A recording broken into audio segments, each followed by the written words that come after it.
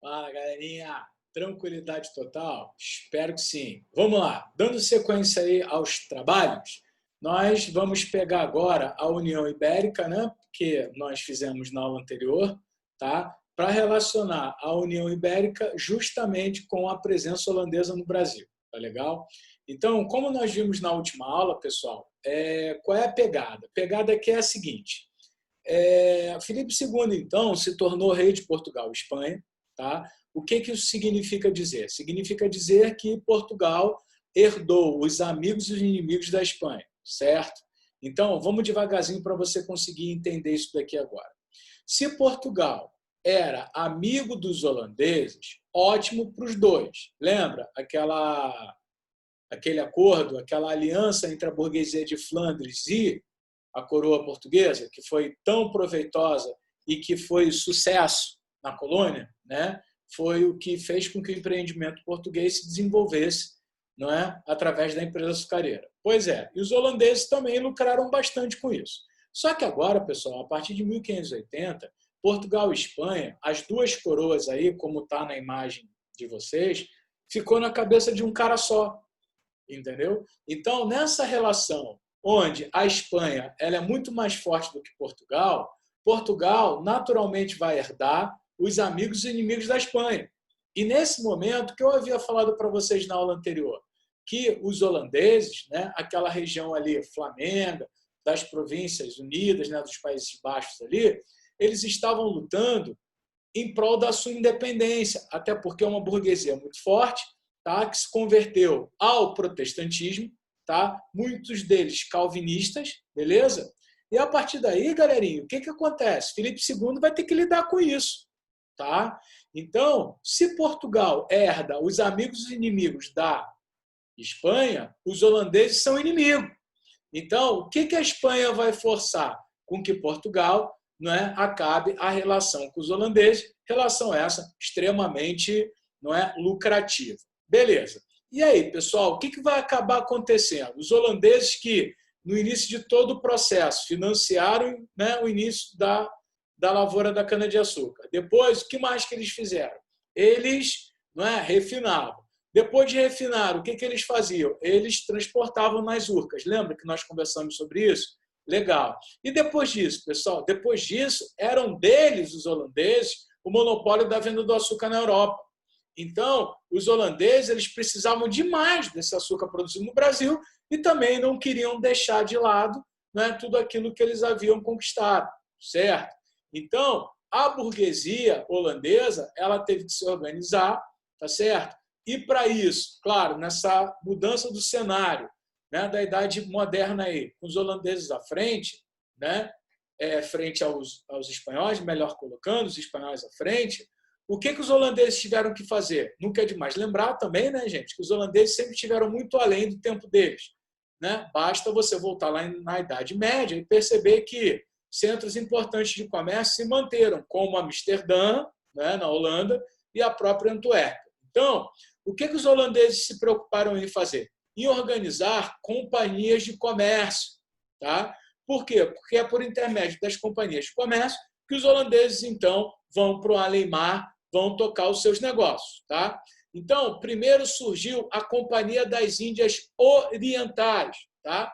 Que ficou responsável exatamente pelos assuntos, né, de comércio, não só de comércio, mas de posse de terras dos holandeses mais para o Oriente. E no caso que nos interessa, foi criada a Companhia das Índias Ocidentais em 1621, mais conhecido também como WIC, conforme eu coloquei aí para vocês no slide. Então, a principal consequência para o Brasil, Portugal e Holanda é justamente, não é, a ação que os holandeses vão fazer mediante a pressão exercida pela Espanha sobre os portugueses para que eles, então, portanto, comecem a se desvincular, foi mal, da relação com os holandeses. Então, a WIC, a Companhia das Índias Ocidentais, ela vai ficar responsável por todos os negócios holandeses no além-mar, tá? Em termos comerciais e também de possessão de terras. Tá legal? Então, a invasão holandesa no Brasil se dá justamente por conta da cana-de-açúcar. Então, isso é extremamente importante. Eu acho que você entendeu, né? Você conseguiu justamente fazer isso daí que eu te pedi, não é? Associar a invasão holandesa à questão do açúcar, coisa que com os franceses não tem nada a ver, tá? Então, a partir da organização da Companhia das Índias Ocidentais, da UIC, de que maneira que os holandeses, então, vão se portar a respeito não só do Brasil, né, ligado a Portugal, mas também de África, enfim, da navegação no Atlântico. 3 períodos, 3 momentos, como eu coloquei no seu slide aí. Primeiro período, o impasse militar, não é? Que é justamente as tentativas de invasão holandesa no Brasil. Tá? Você vai ver que foram duas, praticamente duas, né? 1624 e depois, mais tarde, né? Você tem lá em Olinda, 1630, tá? E aí nós vamos comentar algumas coisas que são interessantes nessa invasão. Beleza? O segundo momento, que é o auge da administração do conde Maurício de Nassau no Brasil colonial, tá? Holandês. Beleza? E o terceiro momento é justamente a partir ou melhor, do retorno do Nassau à Holanda, que aí você já tem, né, a chamada insurreição pernambucana, beleza? Tá? Que são pernambucanos não querendo mais submeter ao domínio holandês. Tá legal, gente? Então, período 1, impasse militar, de 1630 a 1637. Tá? Período 2, o auge da administração holandesa no Brasil, que é de 1637 a 1644. Beleza? E o terceiro momento, que é a insurreição pernambucana, de 1644, levando 10 anos aí até 1654. Beleza? Então, vamos lá. A IC decide, né, a UIC decide, então, portanto, organizar uma expedição que viesse para o Brasil. Tá? No primeiro momento, a tentativa de invasão é em Salvador, na Bahia, só que eu queria que você lembrasse comigo de algumas coisas que são interessantes. Por exemplo, aonde era a capital do governo geral nesse momento da história do Brasil colonial? Salvador, Bahia. Tá? Então, o que você acha? Os holandeses vão conseguir, né, se fixar no Brasil nesse momento? Botinox, mas como é que eles vieram? Eles vieram mais ou menos, vieram pesadão, pesadão, pesadão, dão. Como é que foi? Não, gente.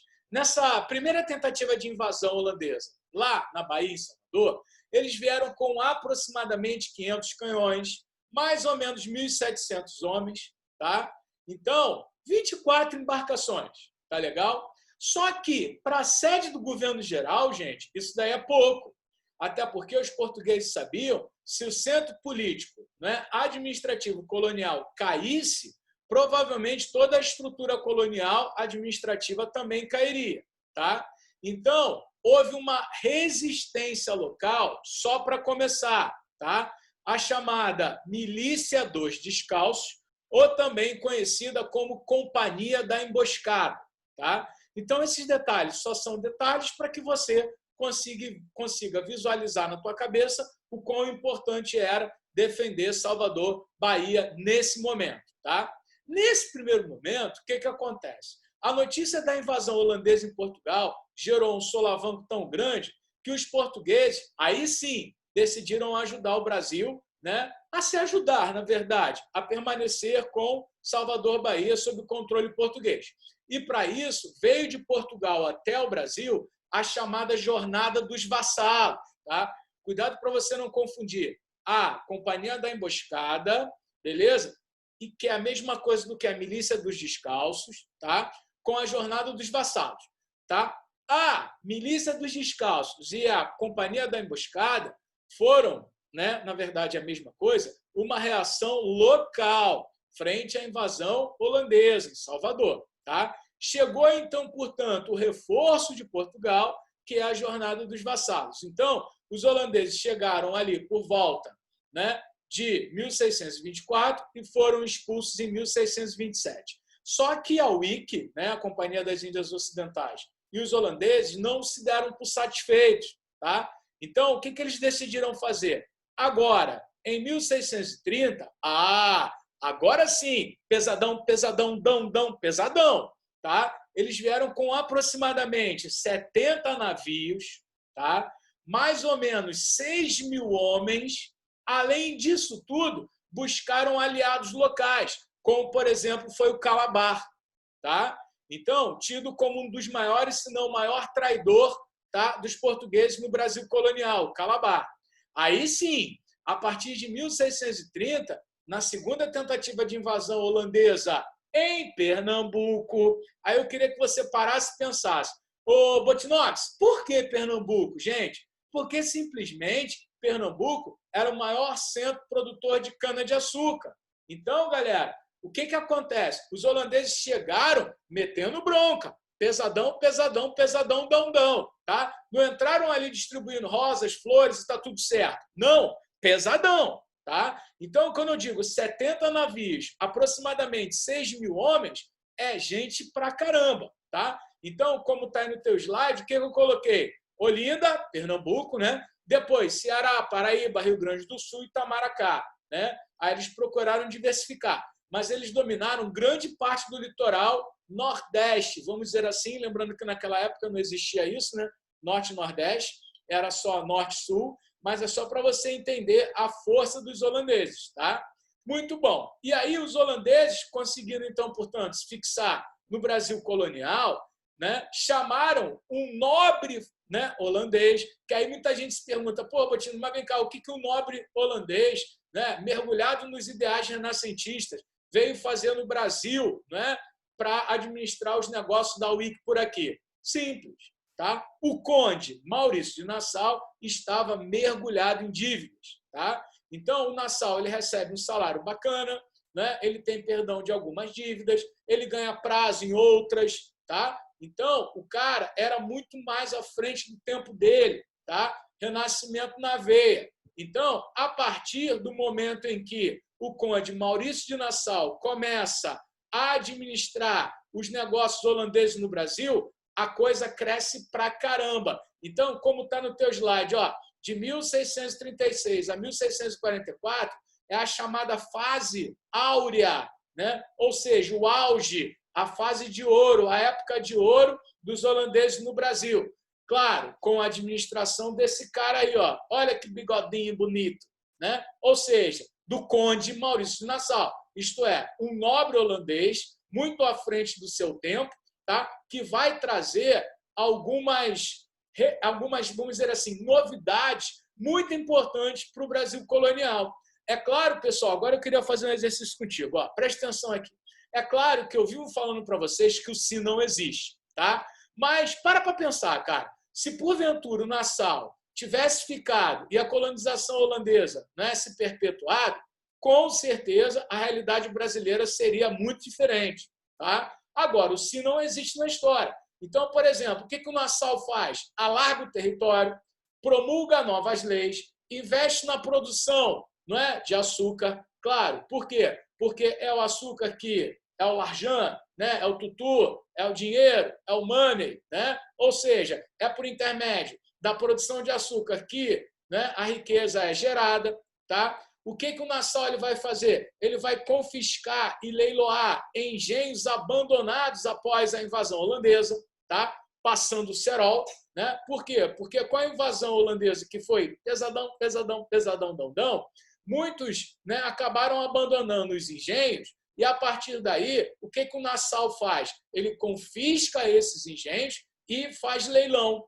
Então, gente, nós vamos ver que, dentre as medidas do Nassau, o Nassau ele procurou economicamente, né, politicamente, socialmente e até mesmo religiosamente propor um governo, gente, de, vamos dizer assim, agregar todas as forças que estavam naquele momento ali. Né? Quando eu falo agregar, eu estou falando senhor de engenho, né, que agora está sob domínio holandês, tá? Aqueles senhores obrigados, né, a questão da religião, né, a questão, né, da ação política desses homens dentro da colônia nesse dado momento. Tá? Agora, o principal ponto que nós vamos ver, né, que os historiadores eles acreditam a esse sucesso dos holandeses no Brasil, é justamente a tolerância religiosa. Tá? E o Nassau consegue fazer isso. Então, essa administração maurícia, né, ou do Nassau, é uma administração que vai procurar, pessoal, fazer aquela chamada política da boa vizinhança, entendeu? O cara ele acaba dominando, mas ele domina de uma forma com que ele consegue manter as pessoas próximas dele. Então, quando eu aponto para vocês as principais medidas do Conde Maurício de Nassau, eu vou trabalhar contigo analisando cada uma delas, tá? Mas eu queria que você prestasse muito atenção nisso. Por quê? Porque a Unesp tem cobrado, tá? A FUVEST e a Unicamp também já cobraram, beleza? Então, se liga, porque as principais realizações do Maurício de Nassau são muito importantes. Ah, Botinox! Ah, tomou susto, né? Ah, Botinox! Tomou outro susto. Ah, Botinox, eu tenho que ficar decorando isso aí? Meu filho, já te falei, cara, tá? Que você tem que criar na sua cabeça mecanismos para você conseguir mentalizar isso daí. Olha que imagem linda, cara, tá? Por quê? Porque durante a administração do Conde Maurício de Nassau, Recife se tornou a cidade Maurícia. Por que Recife se tornou a cidade Maurícia? Exatamente por conta do quê? Das reformas urbanísticas que Nassau promoveu, tá? Ou seja, Recife, cara, se você for visitar Recife hoje, você vai ver, tá, que existe uma parte da cidade que ainda é preservada exatamente em torno do quê? Da arquitetura holandesa daquele período.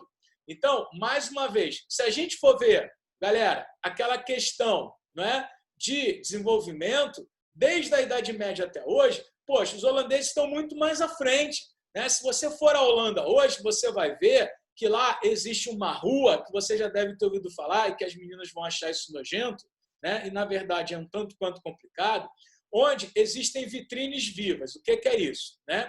As pessoas elas andam naquela rua e veem striptease para todo lado, sexo e tudo mais. Né? Ou seja, dada a mentalidade do holandês. Por exemplo, eu não sei se você sabe, mas na Holanda, né, fumar maconha é legalizado. O cara pode chegar lá e mandar ver. Claro que existem regras. Por exemplo, uma outra circunstância, não estou fazendo apologia, tá? Só estou mencionando.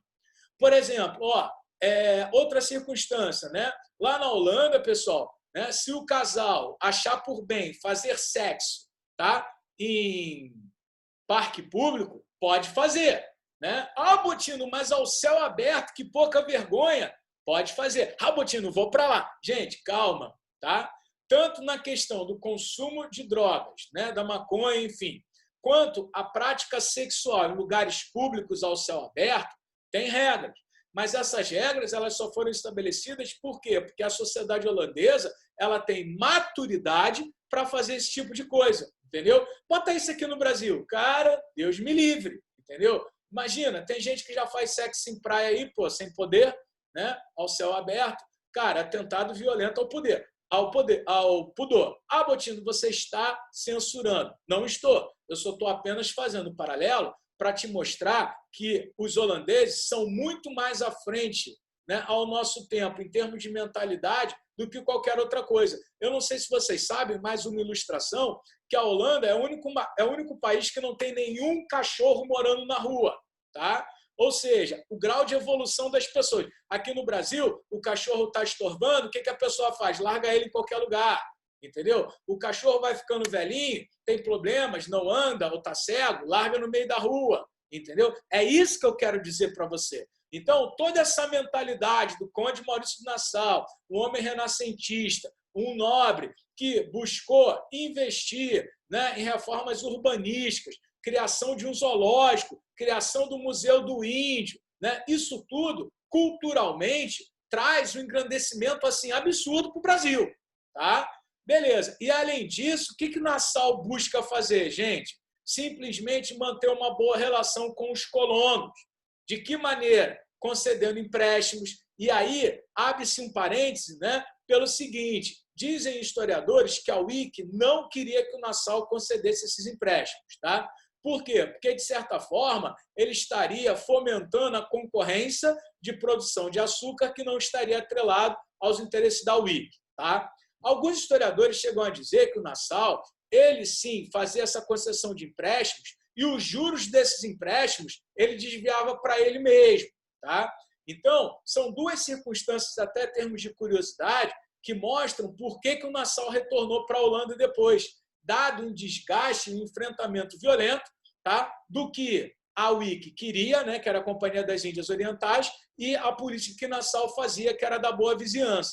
Só para você ter uma ideia, Nassau, para conseguir se aproximar né, das pessoas e promover uma administração calma, porém de pulso forte, né, ele dava anistia para inimigos. Tá? O Nassau também propunha certa liberdade comercial. Por que certa liberdade comercial? Porque tudo tinha que passar pela administração holandesa e que, nesse momento, né, ficava a cargo da chamada Câmara dos Escabinos. Tá?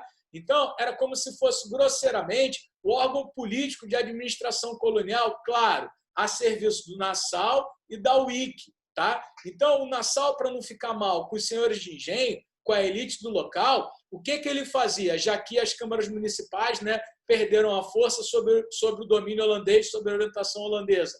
Simplesmente o Nassau deixava com que esses homens bons aí, tá, participassem exatamente da Câmara dos Escabinos. Não com uma voz de comando, mas sim, né, para ter aquele status de que estaria, né, também participando dessa política holandesa. Então, pessoal, para quem não entendeu, a Câmara dos Escabinos nada mais é do que, grosso modo, uma Câmara Municipal holandesa, tá? Que vai funcionar de acordo com os interesses da administração holandesa. Aonde, gente? No Brasil. Tá? Agora, o que é legal dizer também? Que Portugal, na mão, né, da dominação Habsburgo, tá? Da dominação filipina, sofreu também, gente, perdas aonde? Na África, tá? E também nas ilhas do Atlântico. Então, nesse momento da história, o que é muito importante você guardar e não esquecer é o seguinte, que os holandeses passaram a dominar os mares também. Então, a partir do momento que os holandeses passam a dominar os mares, o que os holandeses tiveram sob comando deles? O tráfico negreiro. Então, foi justamente durante o período da invasão holandesa, período em que os holandeses dominaram os mares, período em que os holandeses dominaram o tráfico de escravos, claro, não deixando com que escravos entrassem em engenhos ao longo de todo o Brasil dominado por eles, holandeses, que eles se fortaleceram demais. Agora, por outro lado, você vai ter que linkar essa informação quando nós trabalharmos o processo de interiorização, quando nós trabalhamos a respeito, por exemplo, do fortalecimento do Quilombo dos Palmares. Por quê, gente? Porque a partir desse momento em que os holandeses dominam o tráfico negreiro, a partir desse momento que os holandeses travam a vinda de escravos para o Brasil, o que vai ter que acontecer? O Brasil vai ter que se virar com os escravos que já tem, beleza? Tá? Então, não apenas, né, o tráfico diminui consideravelmente para as regiões, basicamente o Nordeste, que estão sob domínio holandês, como São Vicente vai sentir também. Tá? A capitania de São Vicente ela não ficou sob domínio holandês, porém, ela vai sentir, não é isso? A ação dos holandeses sobre o tráfico de escravos, tá bom? Então, lá na aula, de expansão territorial, quando nós trabalharmos o movimento bandeirante, eu vou, novamente, destacar isso daí. O domínio holandês, aonde, gente? Nos mares, por conta, não é, de tudo isso que a gente já veio trabalhando, tá bom? Então, ó, essas principais medidas aí do governo do Maurício Nassau, cara, não esquece, tá? Não esquece, porque são importantes. Isso já caiu na VUNESP várias vezes, tá? Só que agora você deve estar pensando o seguinte, né? Como é que se desenrolou todo esse processo? Porque o Nassau, ó, como eu mostrei para vocês no slide anterior, ele vai ter que retornar para a Holanda em 1644. Então, eu queria te chamar para que você preste atenção ao máximo agora no que eu vou falar, tá? Deixe um papel aí do lado, caso você se embole, caso você não consiga entender o que eu vou falar, tá? Vou procurar falar um pouco mais devagar, que a gente vai precisar fazer algumas relações aí, tá? Com relação às datas. Então, vamos lá. O que acontece? Nassau, então, vai retornar em 1644, deixa 1644 aí quietinho, tá? O que eu queria falar com vocês é o seguinte, olha, em 1640, o Duque de Bragança ele vai promover a chamada restauração da coroa portuguesa, tá? Restauração da coroa portuguesa, coroa no slide que saiu do lugar na hora que eu converti do Apple para o PowerPoint, tá? Agora, presta atenção, vamos lá. No Tratado de Tomar, que foi assinado em 1580 na aula passada, vocês viram que os portugueses eles, né, entregaram a coroa de Portugal para o Filipe, tá? Mas duas coisas foram exigidas. Lembra que duas coisas foram essas? 1 minuto. Não lembrou? Vamos lá. Que as fronteiras de Portugal não fossem alteradas, né? Ou seja, que se mantivesse a composição territorial do Reino de Portugal e que os espanhóis não se metessem na administração da colônia Brasil, né? Nos negócios além-mar, porque isso daí ia ficar complicado. Tá legal. Só que, vamos lá, o Filipe II Habsburgo, ele foi o primeiro dos 3 reis Filipes, tá? Vou de novo. O Filipe II Habsburgo foi o primeiro dos 3 Filipes que governaram Portugal e Espanha no período da União Ibérica, tá? Então, Filipe II, ele segurou a onda e fez valer o Tratado de Tomar. Porém, os outros Filipes, filho e neto, né? Filipe III de Espanha e Filipe IV de Espanha, tá? Simplesmente começaram a burlar os princípios do Tratado de Tomar, não com relação às fronteiras de Portugal, mas com os negócios portugueses nas colônias. Tá? Então, essa ação de, né, se intrometer nos negócios portugueses na colônia ficou sendo chamado como as chamadas ordenações filipinas. Tá? Ficou sendo chamadas, ficou ótimo. Me perdoem, porque, né, falar com vocês por aqui, por mais que eu seja acostumado, a gente tem que pensar em tudo que a gente está falando. Então, vamos lá. Né? As ordenações filipinas são nada mais, nada menos do que a diminuição da autonomia portuguesa na administração colonial. Trocando em miúdos, os espanhóis começaram a se meter. E isso, né, não é interessante para os portugueses. Então, o que os portugueses começaram a ver? A buscar qual seria a família nobre, não é? Em termos de sangue, tá? Que podia, então, ascender a coroa de Portugal, tirando, portanto, a chamada dominação filipina, a dominação Habsburgo. Tá? E como nós vimos lá atrás na União Ibérica, a família mais nobre depois da de Avis era de Bragança, que naquela época, né, a duquesa de Bragança, ela se habilitou à coroa. Tá? Dona Catarina de Bragança, ela se habilitou, porém não conseguiu. Tá? Então, agora ficou a cargo do neto dela, tá? O Dom João, que, na verdade, né, vai ser coroado como Dom João IV, Duque de Bragança, rei de Portugal. Ah, Botino, então daí que surge a dinastia de Bragança? Aí, queridão, parabéns, é daí. Então, é justamente a partir de 1640 que o Duque de Bragança, então, portanto, né, neto da Dona Catarina, vai liderar todo esse processo aí, tá, de, vamos lá, restauração da coroa portuguesa. Agora, é claro que não vai ser fácil, né, gente? Isso daí não vai ser assim, de uma hora para outra isso daí vai dar certo. Não, tá? É claro que a Espanha vai entrar em litígio, é claro que a Espanha vai querer, né, não vai entregar tão fácil, por aí vai. Só que, vamos lá, é claro que Portugal não vai ter força suficiente para se desvencilhar da Espanha nesse momento. Por quê? Porque a preocupação maior de Portugal nesse momento, qual é? É a restauração da coroa portuguesa, isto é, colocar a coroa de Portugal novamente na cabeça de um rei português. Beleza? Tá?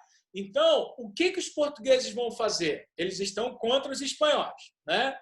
Pedir ajuda para a Espanha não dá, até porque eles estão saindo fora. Né? Então, o que os portugueses vão fazer? Vão tentar estabelecer uma aliança que foi extremamente positiva lá atrás. Botino, mas espera aí que estou ficando zonzo, não estou entendendo, está falando muito rápido. Espera aí, deixa eu ver se eu estou sacando. Você está me dizendo que os portugueses vão pedir ajuda aos holandeses?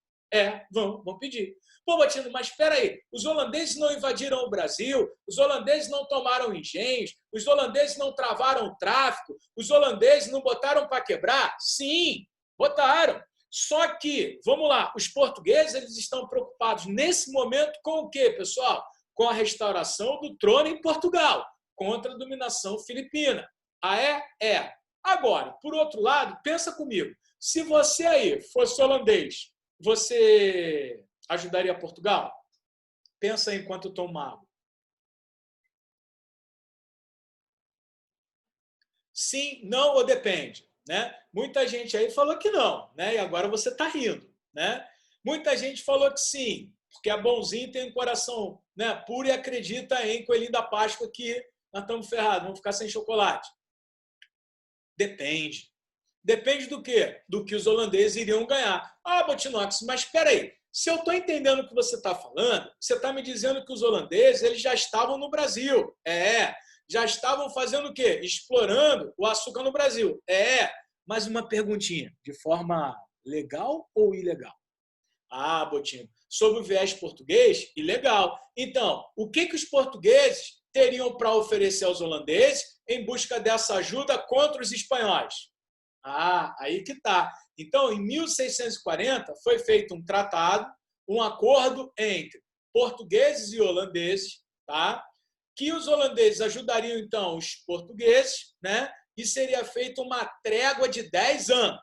Tá? Então, esse tratado, né, a chamada Trégua dos 10 anos, onde Portugal permite com que os holandeses continuem a trabalhar, a explorar o açúcar no Nordeste brasileiro, contanto que os holandeses, então, portanto, auxiliassem, né, os portugueses na restauração, beleza? Só que lembra, trégua dos 10 anos. Tá? Então, se começa em 1640, valeria até 1650. Legal.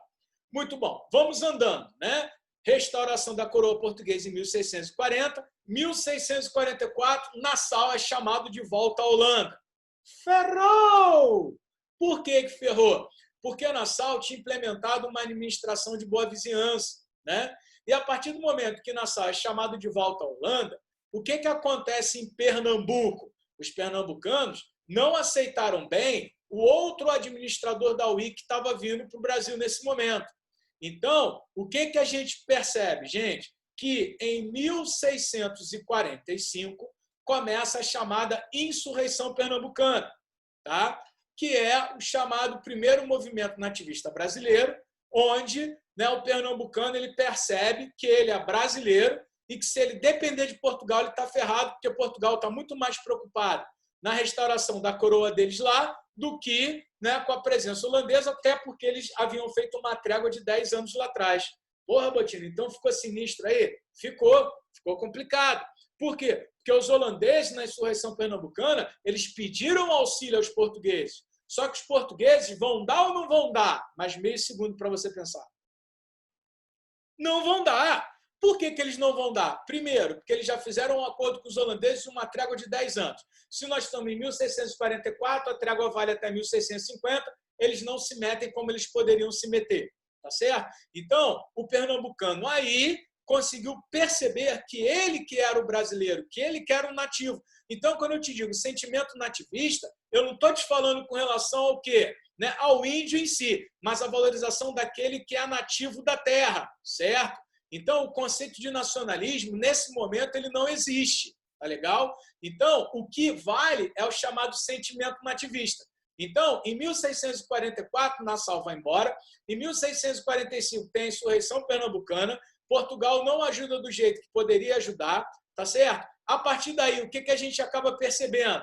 Né? Que os pernambucanos vão continuar lutando contra a presença holandesa no Brasil, tá? E os portugueses só vão se meter e expulsar os holandeses, propriamente dito, do Brasil em 1654. Tá? Ou seja, a trégua dos 10 anos terminou em 1650. Tá? Os portugueses esperavam que os holandeses sairiam por conta própria, né? Em 1650. Não saíram. Aí sim que vem o reforço só em 1654 e os holandeses são expulsos do Brasil. Agora, o que é o mais importante que você não pode esquecer é a consequência da presença holandesa no Brasil. Por quê? Já que os holandeses financiaram o início da produção, refinavam, transportavam e vendiam, tá? Durante a presença holandesa no Brasil, houve a crise do açúcar de Portugal no Brasil. Tá?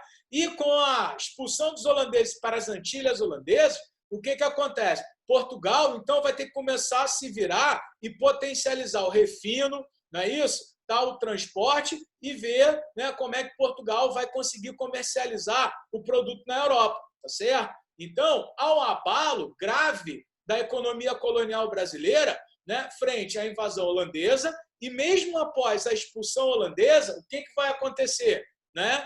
O açúcar do Brasil tem esse estremecimento aí. Tá legal? Então é isso que você tem que guardar, que a consequência da União Ibérica para o Brasil não foi boa, tá? A consequência da União Ibérica para Portugal também não, beleza? E os holandeses então ficaram aqui no Brasil, né?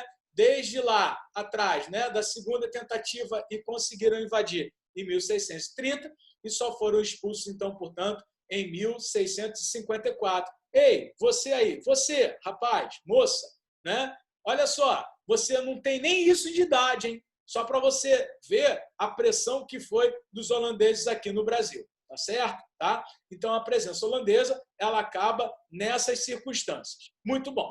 Como é que fica, pessoal, a administração do Brasil colonial após a União Ibérica, né? Isso daí é importante, tá? Foram criados novos mecanismos de poder na colônia após a União Ibérica, após a presença francesa, após a presença holandesa e tudo mais. Tá? Em julho de 1642 é criado o Conselho Ultramarino. Tá? Então, o Conselho Ultramarino ele controlava economicamente e politicamente a colônia, diminuindo assim o poder ainda mais dos senhores de engenho pós-presença holandesa. Tá? Então, a estrutura eu botei para vocês aí. Né? O rei, que administrativamente dá ao Conselho Ultramarino essa responsabilidade, né, de fazer o meio-campo com o governador-geral, tá, com os donatários e as câmaras municipais. Tá legal?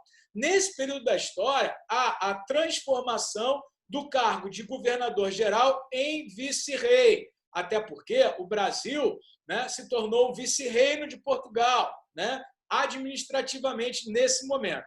Então, a transformação do cargo de governador-geral em vice-rei teve por objetivo centralizar totalmente o poder, tá?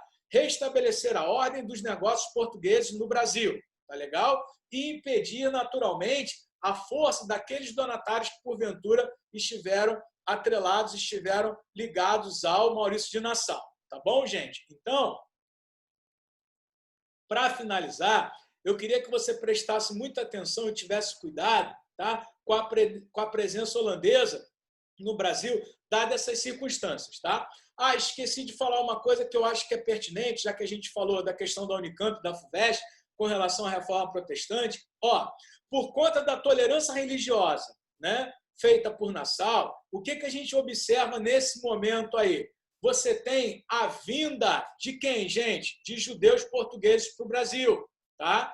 Então, nesse momento da história aí, em 1637, voltei, né, judeus portugueses no Brasil acabam fundando a primeira sinagoga. Tá? E aí, rapaziada, isso aí é muito importante pelo seguinte, que o Nassau, ele era bonzinho e botino. Não, ele era muito esperto. Por quê? Porque ele sabia que a burguesia é quem dominava a parte comercial, certo? Então, a partir do momento que ele propõe a tolerância religiosa, você tem ali no fio da navalha cristãos, né? Sejam eles católicos ou protestantes. Você tem o chamado cristão novo, não é? Que é o judeu ou todo aquele que havia se convertido ao cristianismo recentemente. Tá? Você tem também os judeus. Então, o Nassau, malandramente, tá? Esperto, inteligente, o que ele propõe? Essa tal tolerância religiosa, para quê? Para que haja o desenvolvimento comercial no Brasil holandês, que houve. Tá? Então, vale a pena ressaltar, né, que a primeira sinagoga, então, portanto, do Recife, foi fundada em 1637 por judeus portugueses que buscaram refúgio aqui no Brasil, dada a questão, não é, gente, das perseguições religiosas aí, por conta ainda das guerras de religião, mediante a reforma protestante lá atrás. Tá? Então, eu não poderia deixar passar, ainda bem que eu lembrei, né? Porque no slide eu tinha mostrado para vocês alguns pontos, mas tinha passado batido, mas agora eu lembrei da presença de judeus no Brasil, tá? E justamente, né, com o Maurício de Nassau, e fechando, então, portanto, a aula, galerinha, exatamente em cima, né, da administração colonial pós-União Ibérica. Tá? Beleza? Então, eu queria destacar para vocês que a nossa próxima aula ela vai ser muito importante, porque vai falar a respeito da interiorização. Tá? Só que, tanto a interiorização quanto a presença holandesa e francesa está diretamente ligada à União Ibérica. Não esqueça. Se você estiver embolando, se você não estiver conseguindo fazer isso legal, cara, anota. Vai assistindo a aula, vai vendo os slides e coloca os marcos cronológicos que, sendo assim, você não se embola, você não deixa passar. Beleza, galera? Tá? Então, espero muito ter te ajudado. É uma aula importante, bacana, legal, tá? Não deixei de falar nada do que eu falaria no presencial. Claro, algumas brincadeiras que eu não fiz, né? Até porque não cabe aqui. Ah, Botino, poderia ter feito. Tá, poderia, mas acabei não fazendo. Mas a gente vai estar junto aí, se Deus quiser, em breve, né? Para que a gente possa estar interagindo, relacionando, conversando e aprendendo uns com os outros, tá? Não deixa de vir na tutoria. Por quê? Ah, Botino, não tenho dúvida nenhuma. Tá bom, cara, mas pelo menos para eu te ver, para eu matar a saudade, para a gente trocar uma ideia. Pode ser? Beleza? Tá? Espero poder ter te ajudado. Um grande abraço. Vamos para cima que o foguete não dá ré. Valeu!